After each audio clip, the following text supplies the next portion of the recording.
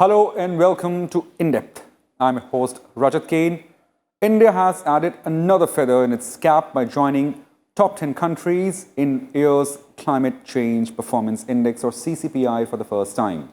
As Environment Minister Prakash Javadekar puts it, India is walking the talk by cutting down emission intensity by 21% of its GDP. Moreover, it's on track to achieve the goal of 35% emission reduction as promised in Paris Agreement in the year 2015. More commendable is the fact that while India has stayed true to its commitment on reducing its carbon footprint, advanced nations like the United States have been included in the worst performing countries for the first time. Even rich nations like Australia and Saudi Arabia, which are running their economies on the basis of coal industries, are also among the countries with high carbon emissions. The CCPI report was released at COP25 Climate Change Conference in Spanish capital, Madrid. In Depth today tracks India's performance in the arena of climate change, managing to stay on track at a time when many 8 G20 countries are at the bottom of the list due to very low performance in key categories.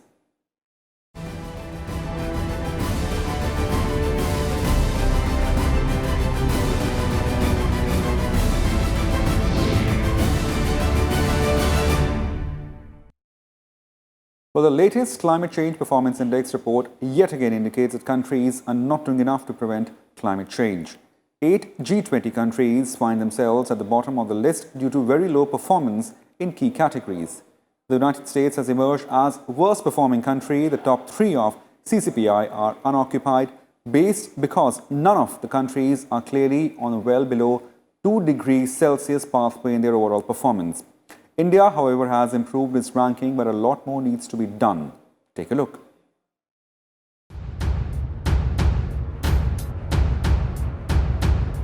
The latest Climate Change Performance Index shows signs of a global turnaround in emissions, including declining coal consumption. However, the report launched at the UN Climate Conference COP25 in Madrid points out that several large countries are still not working hard enough to tackle climate change.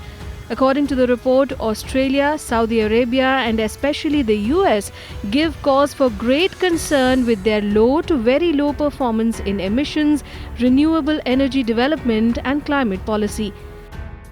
The key issues that are being discussed are the rules about carbon markets, about internationally trading carbon credits, that is, the rules and the framework for addressing loss and damage, other issues addressing the loss and damage due to climate change and facilitating finance for countries which are disproportionately affected by climate states, especially small island nations and countries of that sort. And there is increasing pressure on countries to set a date by which their carbon emissions will reach net zero, that remove as much carbon dioxide from the atmosphere as we emit through either trees or some technological means. Interestingly and unfortunately, no country succeeded in achieving all the requirements to limit global warming to well below 2 degrees Celsius as agreed to in the Paris Agreement. This is why the first 3 places in the final ranking remain unoccupied. In the latest index, Sweden led the ranking, followed by Denmark and Morocco. Chinese Taipei, Saudi Arabia and the USA round up the bottom of the rankings. China, the largest global emitter, is at number 30 in the index. With a score of 66.02, India is ranked 9th in the Climate Change Performance Index, the first time the country has ranked among the top 10. The current levels of per capita emissions and energy use in India are still comparatively low. Along with that, the ambitious 2030 targets have resulted in high ratings for our country in greenhouse gas emissions and energy use categories. The authors of the report noted that while India received an overall medium rating in the renewable energy category, India's 2030 renewable energy target is rated very high for its well below 2 degrees Celsius compatibility.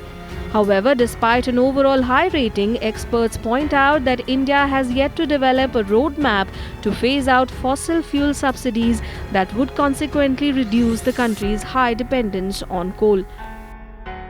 The carbon emissions that we talk of, India as a country has reduced from 35% of what we thought we would be able to, and we brought it down to 21. So it is quite a promising future that I see, that environment as a whole is now coming to the forefront in India. Besides, I think a lot of work has been done in renewable energy, how to recycle waste management, and on ban of single-use plastic. So all these are environmental steps that Indian ministry is taking. Published annually since 2005, the Climate Change Performance Index is prepared by a group of international think tanks. It is an independent monitoring tool for tracking countries' climate protection performance with an aim to enhance transparency in international climate politics, thereby enabling comparison of climate protection efforts and the progress made by individual countries. On the basis of standardized criteria, the CCPI currently evaluates and compares the climate protection performance of 57 countries and of the European Union, which are together responsible for more than 90% of the total global greenhouse gas emissions. The four categories assessed are GHG emissions, renewable energy, energy use, and climate policy. Increasing public awareness and a growing global climate movement is putting pressure on governments to make climate policy a priority, but only a few countries have started working towards limiting global warming. The Climate Change Performance Index indicates which industrial countries are in the lead and which are the biggest losers. The assessment shows once again that the biggest climate polluters are hardly doing anything to curtail irreversible damage to the climate. Climate change is real and it is a race against time. The problems are multifaceted and must be matched by multidimensional solutions in the global fight to save the planet. All before it's too late. Bureau Report, Rajya Sabha TV. Well, India showcased its commitment to tackling climate change at UN Climate Conference COP25 in Madrid. Delivering India's statement at the conference, Environment Minister Prakash Javadekar insisted that India is walking the talk and is providing an action plan to tackle climate change. India has also expressed concern over developed countries not fulfilling their goals.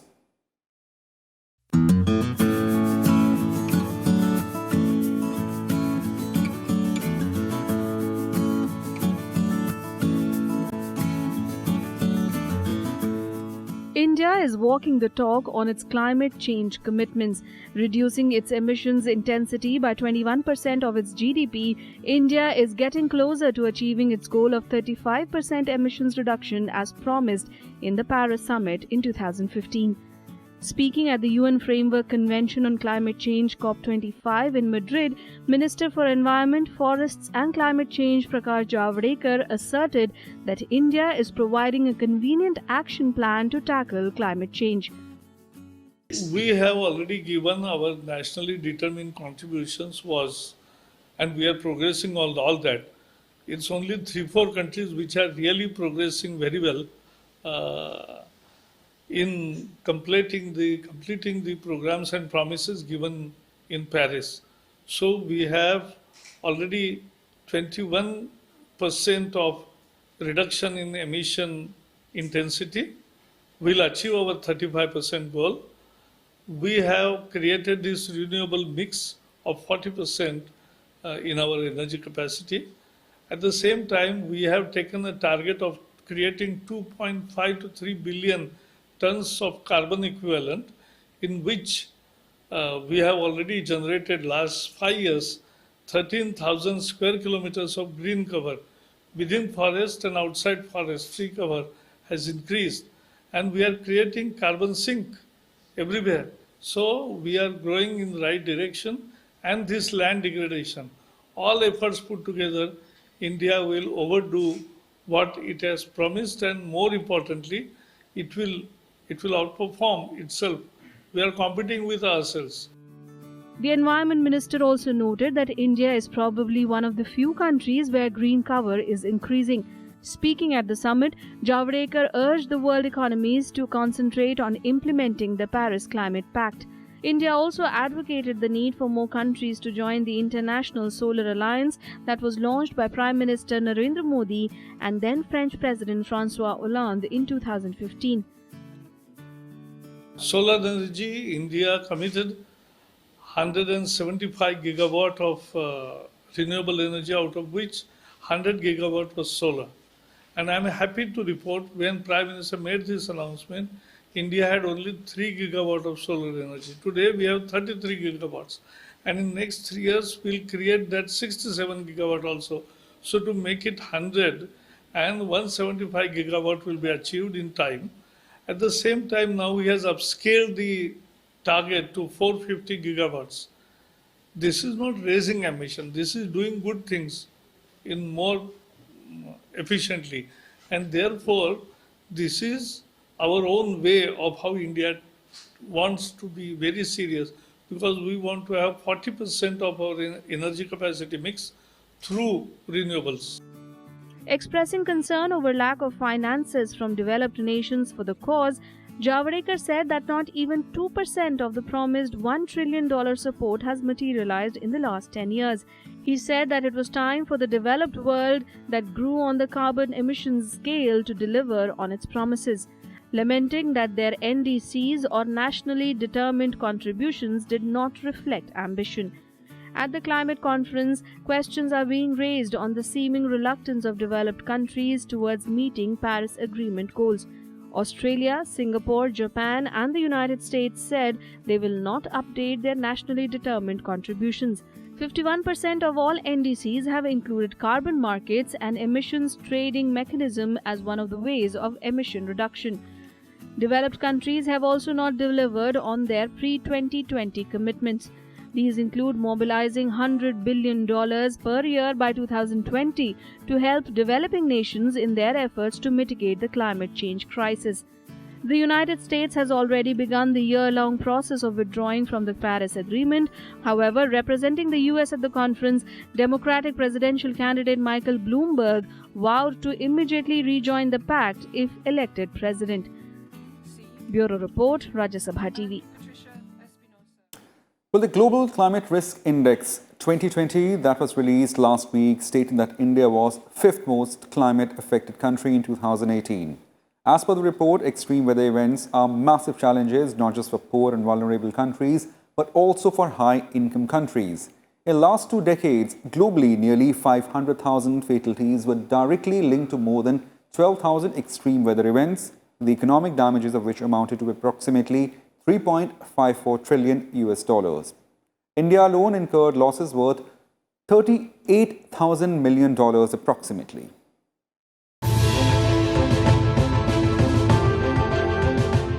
India is the fifth most vulnerable country when it comes to climate change, according to the Global Climate Risk Index 2020, released by environmental think tank German Watch. India, in fact, fell from the 15th rank of countries hit by climate change-induced weather phenomena in 2017. The country recorded the highest number of deaths due to climate change and the second highest monetary losses in the year 2018. The report says India's increasing vulnerability is due to severe rainfall, heavy flooding and landslides that claimed hundreds of lives across the country. It says that in 2018, the southwest monsoon severely affected the country. Kerala was specially impacted, where 324 people died due to floods, the worst in 100 years. Over 220,000 people had to leave their homes, 20,000 houses and 80 dams were destroyed. The damage amounted to $2.8 billion. Furthermore, the Indian coast was hit by cyclones Titli and Gaja in October and November 2018. With wind speeds of up to 150 kilometers per hour, Cyclone Titli killed 8 people and left around 450,000 without electricity. Besides, the country also suffered from extreme heat in the year 2018.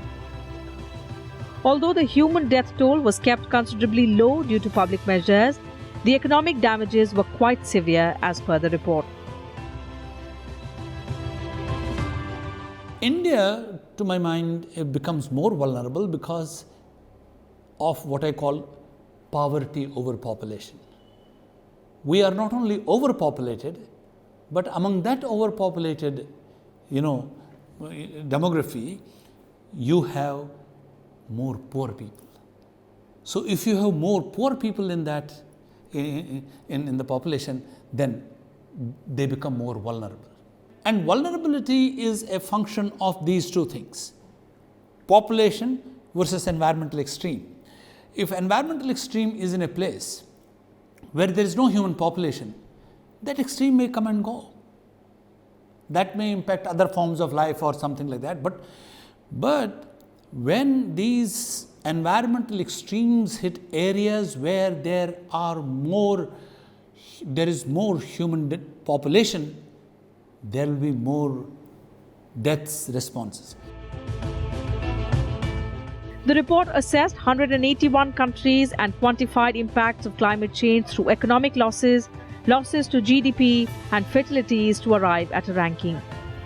It shows that extreme weather linked with climate change is not only affecting poorer countries but also some of the world's richest countries. Japan was the worst hit in 2018, followed by the Philippines, Germany, Madagascar, and India. Sri Lanka, Kenya, Rwanda, Canada, and Fiji were also among the bottom 10 in the global vulnerability ladder. Other countries in the bottom 20 were the United States of America, Vietnam, Bangladesh, and France at 12th, 6th, 7th, and 15th places respectively. The results reflect the increasing damage caused by heat waves that scientists say are being worsened by climate change.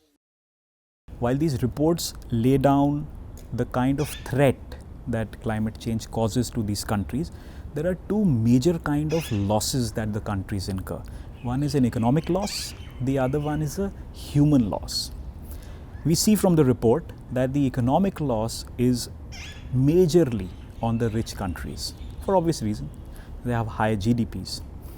But the human loss is skewed towards middle income and low income countries, primarily because of prevalent differential vulnerabilities and inequalities. The low and middle income countries and developing countries like ours need access to low cost finance. Finance to be used for sensitization of vulnerable communities, to look at low cost solutions. The Climate Risk Index is based on data from the Munich Re-NatCat service, one of the largest databases on natural catastrophes. It has another set of ranking for 1999 to 2018, based on average values over a 20-year period. In the 1999 to 2018 period, Puerto Rico was the most vulnerable, followed by Myanmar, Haiti, Philippines, and Pakistan. India is ranked 17th under long-term vulnerability. Bureau Report, Rajya Sabha TV. But the world's governments have come together with an ambitious agenda to transform our planet Earth by adopting the Sustainable Development Goals, which aims to ensure that no one is left behind and everyone benefits from development efforts. In that effort, India is leaving no stone unturned in realizing its commitment to the goals. Having played an important role in shaping the Sustainable Development Goals, it is not a surprise that India's own national development goals are reflective of them. In order to fulfill the SDG agenda, the government launched many programs focused on eliminating poverty, gender inequality, climate change, and resource mobilization for SDGs. There is no time to lose in implementing these programs, for India's natural ecosystems are under a lot of stress. 10% of its wildlife is threatened with extinction. Agricultural biodiversity has declined over 90% in many regions. Over half the available water bodies are polluted beyond drinking and often beyond even agricultural use. 2/3 of the land is degraded to suboptimal productivity. Air pollution in several cities is amongst the world's worst, and modern waste, including electronic and chemical waste, are being produced at rates far exceeding our capacity to recycle or manage. UN member states adopted the 2030 Agenda for Sustainable Development, which includes 17 Sustainable Development Goals to end poverty, fight inequality and injustice, and tackle climate change by 2030. The government has time and again reiterated its commitment to realize the Sustainable Development Goals. With the highest densities of economic activity in the world and a large number of the population relying on the natural resource base for their livelihood, India is one of those nations most vulnerable to climate change. One of the most significant ways that climate change will impact India will be through its water resources. While water sustains life, it all too often wreaks havoc through devastating floods and droughts. A changing climate will only aggravate these shocks. India's leadership on climate change has been evident and well recognized across the globe. The government has undertaken several initiatives to address climate change concerns, and these initiatives reflect India's commitment and ambition towards climate action. In the recently held Climate Action Summit, convened by the United Nations Secretary General, the Prime Minister announced India's plan to scale up its renewable energy target to 450 gigawatts and called for responsible action by all on the principles of equity and CBDRRC. The time for talking is over. The world needs to act now. We believe that an ounce of practice is worth more than a ton of preaching. हम भारत में के fuel mix में non fossil fuel की हिस्सेदारी बढ़ा रहे हैं. हम 2022 तक रिन्यूएबल एनर्जी में अपनी कैपेसिटी को 175 गीगावाट तक ले जा रहे हैं और आगे हम इसे 450 गीगावाट तक ले जाने के लिए प्रतिबद्ध है.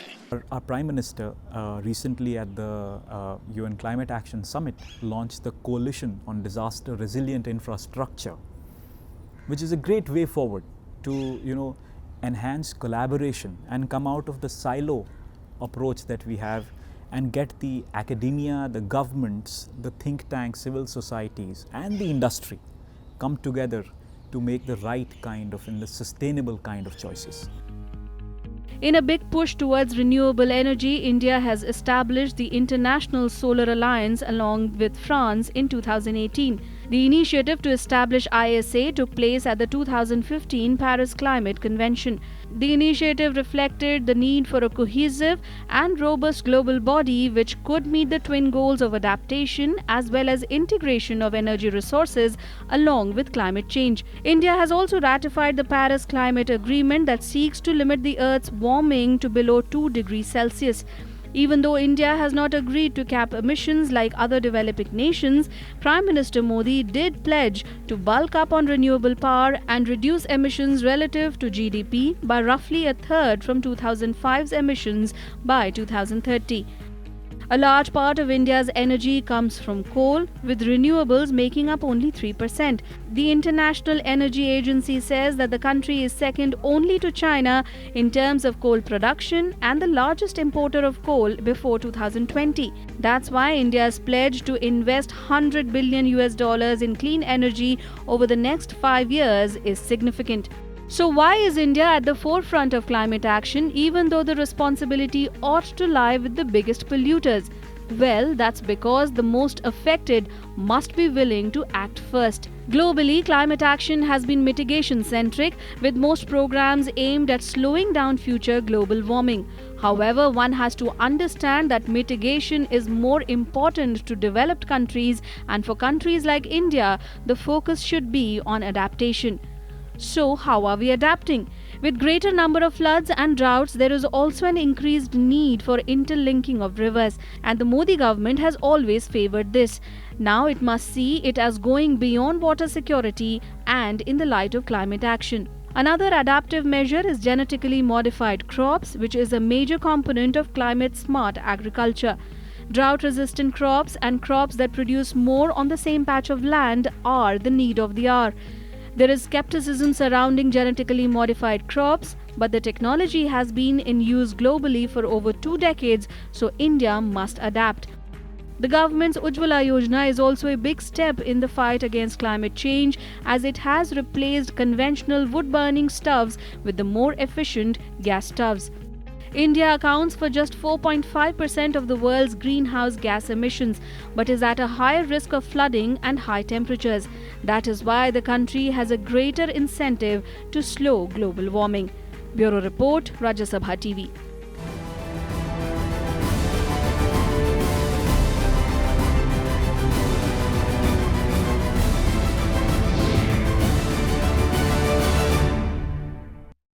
Well, that's it from us today in depth. We'll be back same time tomorrow with focus on another key subject. You can also watch our programs online on YouTube. Suggestions and feedback about the program are welcome. Thank you for watching In Depth and Rajya Sabha TV. Thank you.